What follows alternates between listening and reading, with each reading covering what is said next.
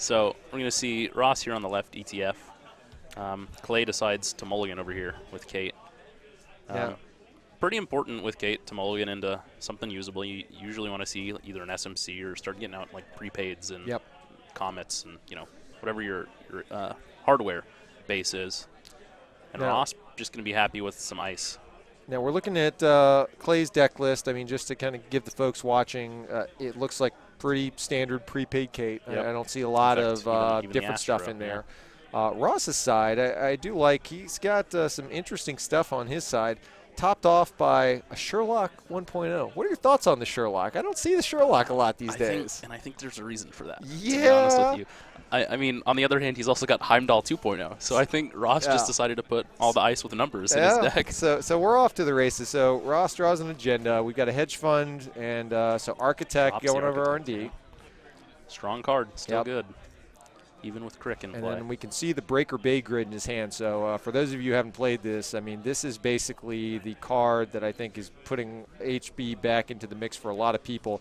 If there's anything that's better than Sexy Robot, Adonises, and Eves, it's free Sexy Robot, Adonises, and Eves. Right, yeah. I mean, it's always been a question of, Adonis is great, it gets you that trip money, and the runner has to decide, oh, man, maybe I trash it. I mean, it costs you a lot to res it, but now they're resing it for free. Now it's almost a no-brainer. You have to get in there, you have to get rid of it. Otherwise, they're just gaining so much money. Yeah, totally agree. So we see the Astrolabe install from Clay, and that's going to be a great start for Kate. It's going to get her some card draw. ETF wants to install things to get that credit back. But Ross just going to ice up his centrals. He's getting a little flooded. He drew an accelerated beta test. Now, he doesn't, I don't think, have the next ice to really build out that remote to try and score this, but certainly going to be looking for that.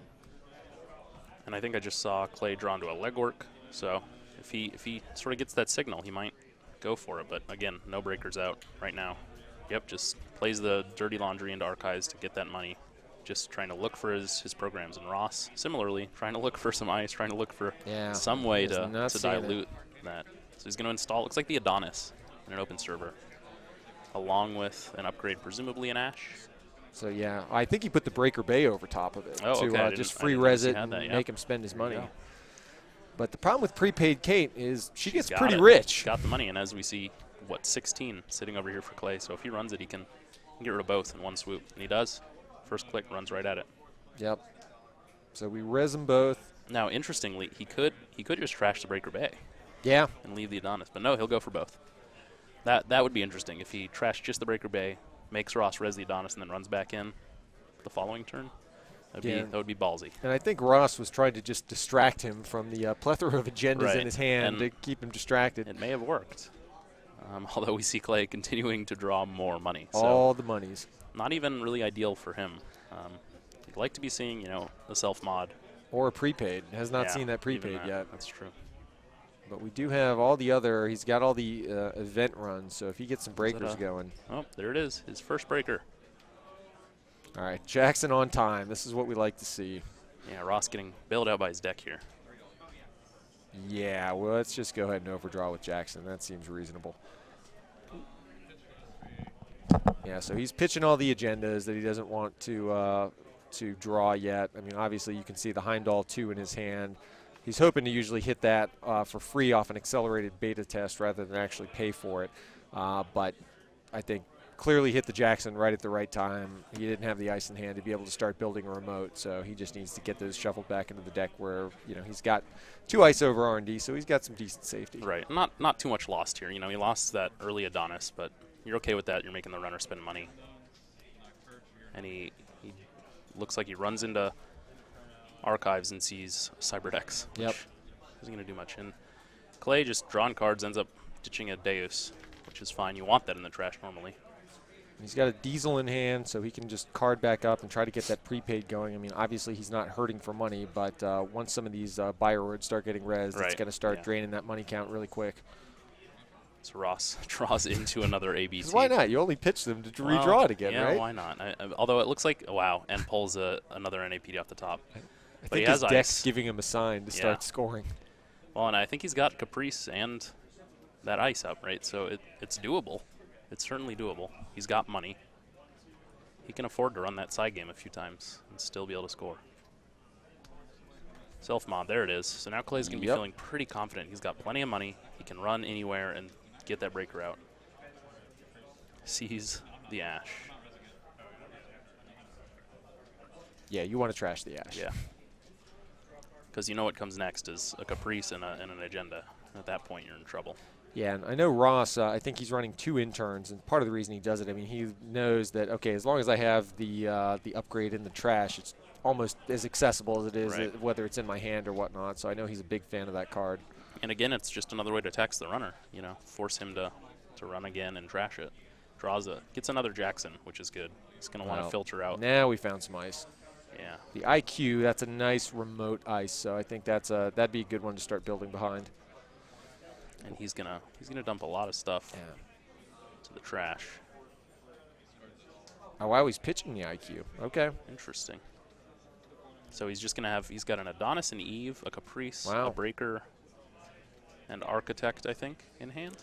Yeah, it's an interesting pitch on the IQ. I mean, that's an ice, especially even with self-mod. I mean, that's a tough one to deal with. Yeah, certainly. And we saw last night in some of our testing there was an IQ server just sitting out there. Yeah. That no one would mess with. But Clay going to drop a clone chip, so now, you know, he could run into that. I'm being told, okay, the Architect was the ditch. Okay. No, I think he kept Architect and ditched the IQ. So IQ's down. Yeah. And so Clay's going to run and make sure. But now that he's got that clone chip out, you know, he can run it R&D, even if it's 2 different pieces of ice. He's got his full breaker suite out, essentially. Yeah, we've got 2 Jacksons down very early, too. Very early, and that's not Ross, great for Ross. He's got money, sure, but he doesn't have the ice out. He doesn't have points scored. So he's going to be feeling some pressure here to draw something that he needs. And there's the 3rd Jackson, which could be good or bad for him. Installs ice. And then drops Adonis and Breaker, it looks like. Here's where you guys will see the power of Breaker Bay Grid, because this asset's going to come online and just, you know, it doesn't really cost Ross all that much money, but assuming that Clay leaves it alone, I mean, it just starts to produce so much advantage. And there it is. There's the Architect res on the remote. Yeah, and I think you got to go challenge this, because Architect, once it starts firing in Haas-Bioroid, I mean, just letting them build their servers for free and you get the 1 credit for the install. So there's the Mimic install. So Ross just making sure Clay gets his money's worth out of that identity. So breaks that. So makes some trash again, Adonis and Breaker Bay. So at this point, still not great for Ross, because Clay's still sitting on 9 money. He's got 2 breakers out and a clone chip.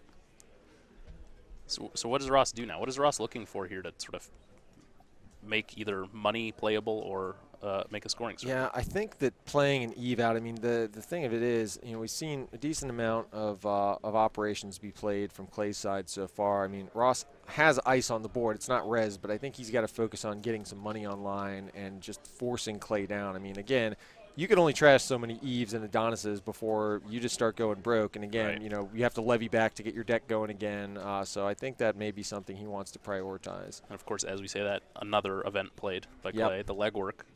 A few turns too late, unfortunately, but still going to see quite a few cards and be able to trash some stuff. So. And that's a tough legwork, because, I mean, he may have assumed that based on the Jacksons being out that Ross was maybe even more flooded than he really was. But I'm always a little skeptical to try and legwork after that, because I kind of assumed that they dumped all the agendas that I wanted to go get. So he goes and gets the dog, the lady, to break the Marcus, and he's going to see Caprice and Eve. Yeah, and the Caprice going down is not that fun. Right. I mean, obviously the interns can help him get it back when he needs it, but still, I mean, better to be able to play it out of hand. So he sees 2 more cards that he can't afford to trash. But he's gonna be happy to see that 3rd Jackson, honestly, because it means, you know, Ross is down to the last one, and if he can hit it again, it's gone. And in ETF, that can be a big deal. Yeah. So click 4 just takes a credit and passes back to Ross. So Ross has a little bit of a window here to, you know, find that money and find that way to score. Looks like he draws Project Vitruvius, and I can't quite tell what that ice is. Victor 1. Or Victor. And a Viper. I always confuse those arts. And you see, I mean, both sides not that rich on money. Both of these decks Yeah. are known for producing a fair amount of cash, but Ross has not been able to get his assets online, and Clay obviously needed to do something to trash all those assets, Right. and you've seen him pretty close to zero. But the thing about these Kate decks, I mean, they are so resilient. I'm trying to look to see whether Clay is running Katie Jones or not. I don't think he Doesn't is. look like he is. I think he's just running prepaids and event economy and Yeah. hoping to levy it all back. So for those of you, I mean, prepaid Kate's pretty common, but you know, the way that Kate gets paid is by drawing cards and drawing into Right. those events. So Clay's going to have to, you know, he's going to be looking for some diesels and just trying to power draw at this point. Yeah, I mean, and as you mentioned, we've already seen a lot of it, right? So Yeah. with this build of Kate, you sort of have this huge burst where you get all this money, and then when it runs out, you're in trouble. You know, if the corp can keep taxing you down that much, then you really have to consider that. And so, you know, maybe something to consider here for Clay is that he's spent a lot of money trashing things right now, and he's got to know he doesn't have a whole lot left until he levies. And this is where that engineering the future ability starts to kick in, because Ross obviously has a lot in his deck that you're installing, getting paid every turn. And, you know, the HP strategy has always been, I'm going to get paid to just build up my board, and I'm going to outlast you. And if, you know, if I can kind of survive that early attack, and you see, I mean, there's no agenda scored by the runner. So it's been kind of a slower start than maybe Ross wanted, but he's still, no real damage has been done by the runner yet. Right, and Ross, you know, is now on more money, and that's exactly where we want to be as the corp. Clay plays the dirty laundry, I guess, into archives again, looks like. So he'll be up to 5. And now he's really got to consider, you know, is Ross going to try and sneak out a score here in that remote? Yeah, and I'm curious. I mean, if I'm Ross looking at this, you've got the Vitruvius in hand. I mean, this seems like a pretty decent, I don't know what the second remote ice is, but if you can get either a Caprice or an Ash, I mean, an overscored Vitruvius here would be nice. I mean, you can get the really Adonises or the Eves back and just put the runner under a lot of pressure at that point. I love Vitruvius. Having played against a 3 overscored Vitruvius before, I can tell you it's no walk in the park to play against. And he sees the Eve. He's going to leave it, of course. And this is part of the beauty of these HB decks, is they just load up so many cards in this remote now with Breaker Bay Grid that, again, the runner really has to pick their shots of how many times do I want to run through and check what he put in that remote. Right, and I think that might be the problem here for Clay, is that he's used a lot of this burst economy, and he's sort of just run every chance he's gotten, and now he's sitting on, you know, 4 credits. Oh, wow. Discarding an R&D interface, so discarding good cards at this point. Yeah. Oh, Sherlock has arrived. There he is. Man, the investigator himself. Game over. And he goes down. Yeah. He gets put on the board. Let's be honest. You put Instantly Sherlock by in your Ross. deck, you're going to score out behind Yep, Sherlock. I mean, that's sure, just what's going to sure. happen. You draw it, you have to play it. You Yeah. don't have a choice. So Ross installs that. Looks like he took money. And it's going to go back to Clay.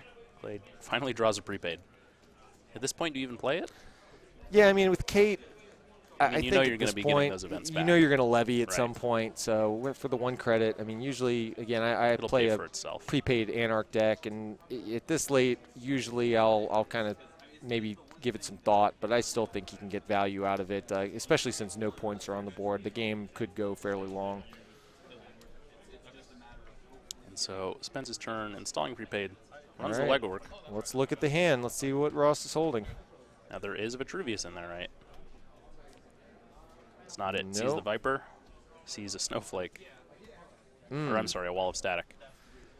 And this is All exactly ice, only as sees Ross ice. what you want is, again, he didn't hit the card, so he may, at this point, if I'm Clay, you just kind of assume, well, you know, okay, I don't think he's got anything maybe, and that gives Ross Right. the opportunity to just say, I'm going to wait for the perfect moment and then just score out because you don't think I have any. And sitting on this much money, honestly, that's perfectly viable for Ross. Would you consider trashing Eve just to use the scoring window? Yeah, it's a great point. I mean, honestly, I like just keeping it there and then trying to kind of build up his upgrades. Yeah. I think putting the interns to get Caprice back in there just to, again, buy him some time, get that scoring server established, because I think once he gets that established, I mean, I think he's going to bang these agendas out really quickly. Okay, how about now? We just saw him draw another agenda. So now he's sitting on, what, 3 in hand, maybe? Yeah, I think he's got an ABT and at least 1 Vitruvius. Oh, wow. There we go. It's not great for Ross. Continues All to draw of the all of the agendas. agendas. Because why wouldn't you? And so he's going to have to use his 3rd Jackson. Yeah, this is tough. I mean, Ross, granted, he's drawn through a lot of his deck, so statistically speaking, I don't think it's probably he's been too flooded because he's drawn so much. But, Right. yeah, he's got to find a way to start scoring these out. The pickle he's in now is that there's an Ash in the bin. Yep. There's a Caprice in the bin. And he's sitting on 2 ABTs with only ice in hand. So even if he scores those, it's going to be a really tough call whether or not he wants to fire those subroutines or that scoring ability. And I don't know where he goes from here. Let's be honest, Josh. You got Sherlock locking down the remote. I guess, yeah, you're not worried about Sherlock anything. does work. Let's be honest. Janice, come on. Like, you put a Janice over there, what's brain damage going to do, right? Sherlock. That's he's fair. putting programs fair. back in your hand. Some might argue that brain damage can, in fact, win you a game. Yes. In fact, this next identity coming out for HB attests purely to that fact. I tease Ross in his Sherlock include, but I will tell you, part of the reason I know that he's included it, you see Mimic on the board. Yep. Mimic is everywhere. And in a world where you've got 3 strength fixed breakers, a high-strength Sentry, even if it traces to do what it does, it is annoying. If you can't deal with it and he's got more money than you, which clearly Ross could win any trace amount that is out there, it's really annoying to have your programs put back on top. And so he installs in a new remote with a new piece of ice. Is that an ABT, you think? No, it's not. He's still got both in hand. So Clay going to drop the stim hack on the new remote. For click, I guess 3, looks like. Yep. After playing the second prepaid. So he's finally got his prepaids out, but question is it enough at this point in the game? Ross debating whether he wants to let him in or not. I don't think there's any reason not to res this ice. But when you know it's an Adonis, I guess you can afford. I assume he wants to clone. No, doesn't use his clone chip. Just kind of waste those extra stim hack credits. Usually this is the time where you want to get value as much as possible. He loses a parasite for it. Yeah, that's interesting because he had the clone chip, and I know there's a self-modifying code in there. Although at this point, now you might say it's better that he didn't, because now he can get that parasite back. Yeah. So, when that Sherlock gets rezzed, got to deal with it somehow, right? Oh, yeah. Sherlock is a force. Now, we have 3 prepaids now. So, again, Clay got to a little bit of a slow start. Didn't see any opening hand or early on in the game. But now he'll be set up. Yeah. Especially for that levy, that 2 credit cost levy now. Exactly. It's going to get him back some good cards. Ross, however, sitting on boatloads of money, is going to install 2 in that scoring server. And I think it's an Ash and an ABT. I think he just drew that into that Ash. So and part of the beauty of it is Clay doesn't know how many Caprices. I think he's seen 2, but I don't know. We've seen the Jackson influence. I don't know that we've seen enough other influence to really be able to say. Maybe he's running all 3 Caprices and 3 Jacksons. That could be his influence package as far as Clay knows right now. Yeah, and it's interesting to note in a K-Tech we haven't seen a single piece of R&D ice or a single run on yeah, R&D. Yeah, that's right. But fortunately for Clay, finds another lucky find. So he's sitting back on money now. He's got to be thinking about running into that remote. We've got the Gordian Blade in hand, and I was saying during the last match, as Shaper, the last place you want your programs is in your hand usually because you can either clone chip them from the heap or you can get them out of the deck with the self-modifying code. So I've got to imagine he needs to get that on the board to start being able to compete. There we go. And he does. He installs that for 3 and then, or 4, and then hands it back to Ross. And Ross is just going to score out the ABT. Oh, with Jackson on the board. Oh, come on. Do you beta test here? I'm firing that beta test 10 times out of 10. But we know 3 of those face-down cards are, or 2 of those face-down cards at least, are agendas. Be a man, Ross. Be a man.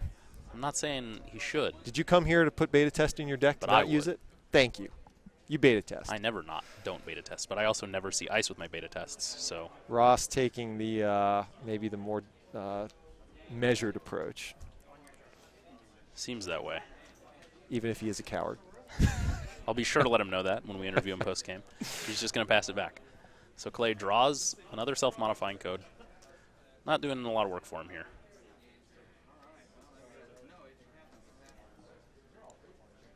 And this is the point of the game where if I'm Ross, you just need to start banging out agendas because, as far as Clay knows, that's clearly got to be an upgrade that's protecting the server. And at this point, put him to the test. And so, yeah, Clay's going to do, the smart move here and just run that upgrade and try and Is he ready for this? Is he ready for Sherlock? Is anyone? Is anyone? Is anyone really No. ready to see Sherlock rezzed? I have a sense that you may see him pick up and read this card. I was gonna say it may this have might been be one of those cases. Collecting dust in his binder for a while. So He might honestly just be too shocked. yeah, jack out after Sherlock. No, game over. We're running R&D now. This may be the card that redirects him to R&D. So he's deciding how he wants to approach this here. This is the shock and awe portion of the game where Ross rezzes Sherlock and befuddles his opponent. And gets a timed win for it after scoring a single point. Pro move right there. Pro move. So we'll see what Clay wants to do here. Now, in all fairness, again, you're staring down at a 5-strength Sentry, Right. and Ross, while not a huge money lead, I mean, he clearly has the money lead, and Clay needs money to get through that Architect and the rest of the server, so he can't dump that much money into this trace. So that first one will fire. Ross will spend 2 on it. Yep. And send Mimic right back. Nice. Clay thinking, what just happened? Sherlock just happened, Josh. Sherlock just happened. I think he's discovered just that, in fact. And now the question is, how does he deal with that? We see, I think, data suckers in this deck. All right, there's the ABT. Oh, no, in fact, only a Parasite. Oh, wow. So, yeah, I mean, this may be something because he's not AP or anything that Deus Ex could hit or Sharpshooter could hit. So, Ross maybe brought the perfect tech for this matchup. Well, he could bring the admin out. Also true. And honestly, if he wants to challenge this remote, he may have to because Ross is he's getting aggressive and he's doing what I think he should do and jamming agendas out. Put him to the test. Yeah, it looks like that might be his only solution. So, I mean, you have to think then that he's going to clone chip out that Parasite at the end of Ross's turn. At the very least. Because at this point, I mean, Ross has enough money to where even if he can get one of those R&D ice rezzed, I assume I know Ross well enough, I assume there are some Eli's lurking over R&D, and I mean, he's got enough money to make it fairly taxing, and the problem is we saw Clay ditch his R&D interfaces earlier, so I mean, I think he's been holding a maker's eye for a while, but he's not certain he can get into that server, and if he's only going to see it one card at a time, you know, that may not be the best plan at this point. Yeah, and so instead, I think he's just looking to take money here. Looks like he's same old thing for, I guess, another lucky find? Yeah, I think so. You do what you got to do. And now he's trying to figure out what he wants to do for that last click, whereas Ross is just sitting over there with a toll booth in hand. Another Eve installed that he res. And presumably, he's just going to sit here and start scoring agendas. I don't think there's anything else he needs to do. I mean, he's got the pressure, right? So he scores another ABT after drawing an Eli. And we see another one in hand. So he has all 3 ABTs out. So unless Clay does something to handle that server this turn, Ross is going to be on 6 points really quickly. Yeah, and the beauty of it is at this point, I mean, I know you're looking at Ross's credit count, fairly low right now, but he has res dice. And every time he installs a card in that server, he gets paid. Eve drips down, he gets paid. And that's the beauty of these HB decks is that all you have to do is play the game and build your board, and you're getting paid to do so all along. Right. I mean, if he has, you know, now your biotic combo is a 6 credit combo instead of 7. And, you know, that doesn't sound like a lot, but it's a big difference. I know I'll give away some of Ross's secret tech, but I know he was playing a Singleton Director Haas, and unfortunately cut that. You know, got a little bit nervous. But with her and Breaker Bay Grid, I mean, you think about it, you get the extra click, and you can start just banging those agendas out of hand and going, you know, let's call it the unconventional fast advance style. Yeah. Now, so Clay installs the RDI, and it looks like maybe he's going to turn his attention towards R&D now. Do you think that's the right call? I think so. I mean, Sherlock, you need multiple cards to really approach that at this point, and I think knowing that Ross is on pretty low money, I think he's saying, all right, if it's an Eli, that's not going to be enough to keep me out. But, all right, so he's going to force him to go get Mimic again. Which is on top of the deck, which begs the question, why not draw the Mimic and install it instead? Yeah, and I'm curious what those other R&D ice are.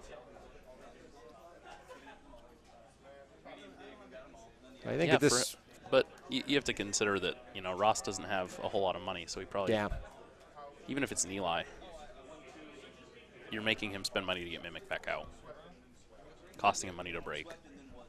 And Ross knows he has 6 points, either already scored or in hand. Yeah, I think Ross's biggest threat at this point is just making sure that he can manage the amount of agendas in his hand. So it's same old thing, legwork doesn't break him at this point. Right. But clearly with Jackson, still the last Jackson on the board, I mean, he's still able to reasonably manage. And if he gets flooded, he can just overdraw and try to cycle those back into the deck. Unfortunately, draws the hedge fund, takes a credit for click 1, and then plays it. And you have to assume he's going to install the ABT, but no, it looks like he's going to install Eli over that Architect, trashing those first 2 pieces of ice. So you're really interested to see what those were.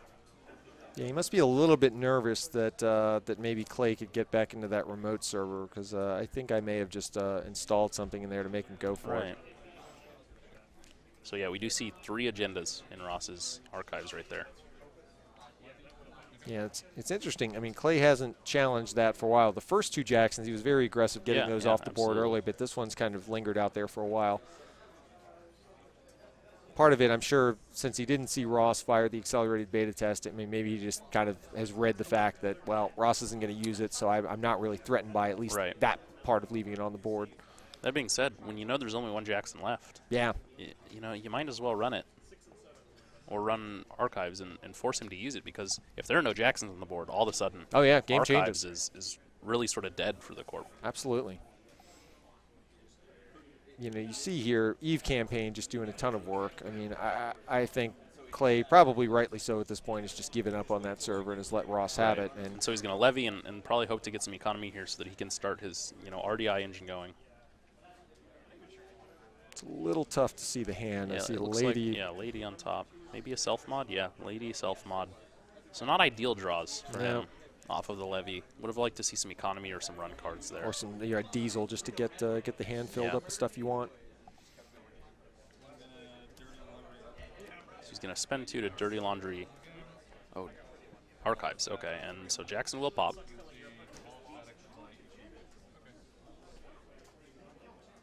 So he knows now that those were agendas, probably. He can assume.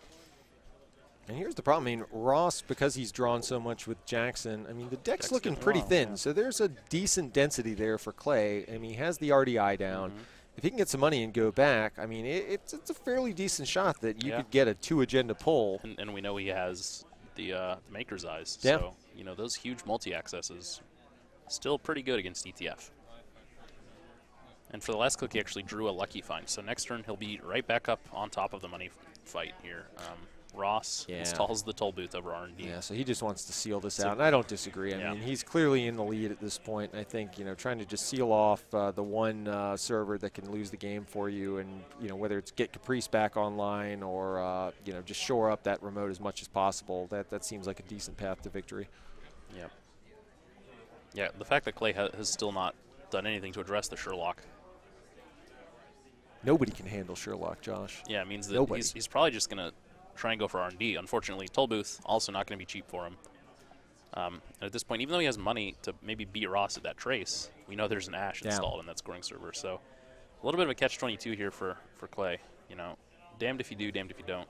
And I imagine next turn, Ross is going to try and jam out that other Eve campaign. I mean, this is part of the great, part about that card is that you just get to the point where the runner hasn't gone after the first Eve. So the second Eve, that you've got to imagine he's not going to challenge that, and it just keeps snowballing Ross into even more money to just sit there and wait, basically. Right. And so Clay, we have a David Weeks here as well. Throwing us off. It's confusing me. He's going to go, there it is, there's the Atman. What's he putting it at is really the question here. Oh, we got the anti-Sherlock Ottman. Some might argue that it is also the anti-toll booth, which we just saw installed. But he is actually going to run at that remote. All right. He'll see the Ash. And now he's down to 2 money. So, mission accomplished. Sure, you got in, but can you get back in?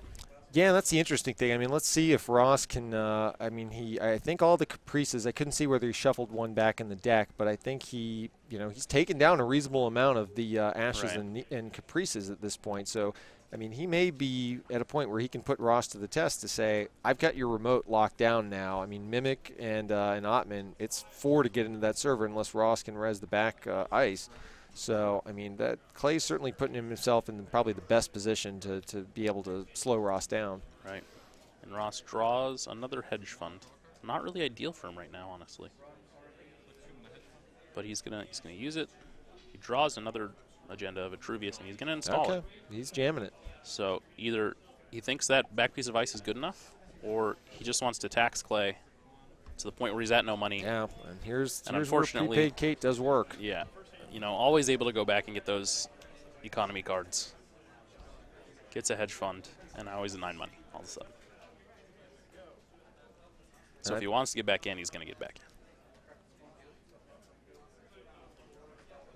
So click 2.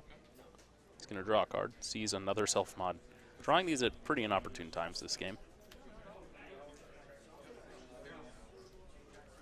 So what is that back ice?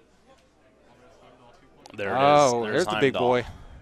So that's not cheap for Lady or any barrier breaker, really. Yeah, I mean, this is going to cost him everything to be able to get in there, or almost everything, I should say, to be able to get in there, and it's going to be the last of his Lady counters. Now, we know he has another one in hand, but clearly takes some money to get there. But, yeah, he's all in on the plan at this point. Now, fortunately for him, we know he has another Lady in hand. So if Ross drops that ABT in that remote, we could see Clay on 4 points here. Yeah, and I think he has another sure gamble in hand. So wow, I think, you know, again, this is the power of Kate, just being able to charge back up. Another Vitruvius. So would honestly like to have that scored. Yeah. But it looks like, you know, he's not going to get that opportunity. Is Clay playing Scavenge? I didn't see it. I think Survey he's just planning on no. installing over it and clone shipping back. I mean, so he's got 2 more iterations of Lady at least here. Yep. And that's going to be pretty relevant. He has 3 clone chips. We only have 1 out right now, so.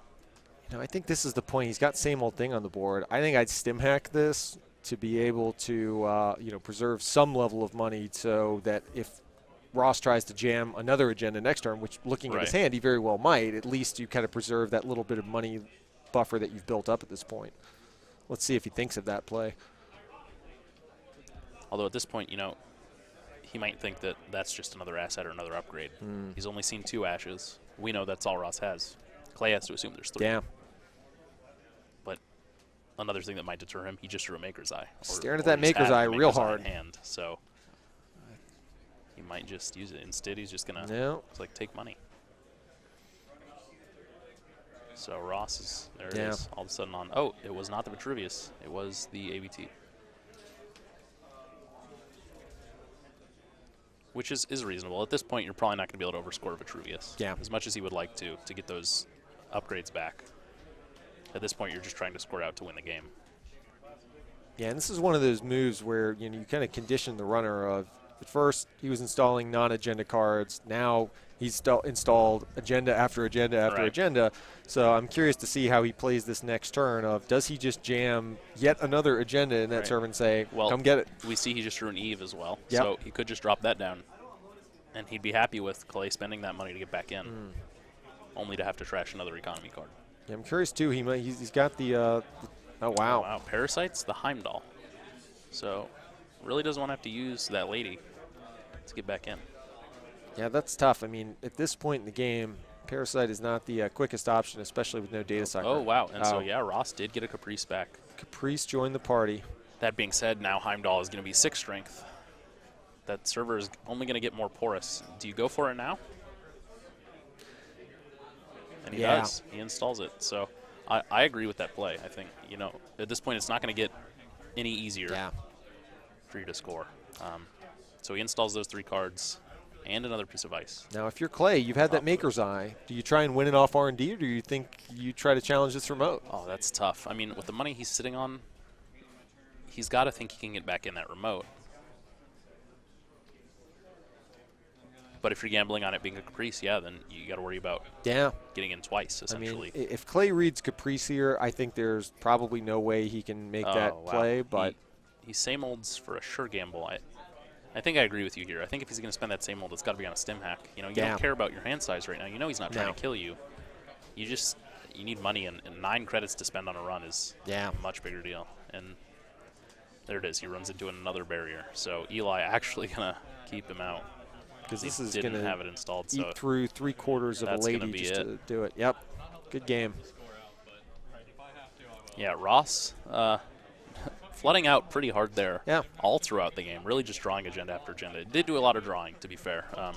But managing to finally put up some resistance there, drop some ice, and get the win.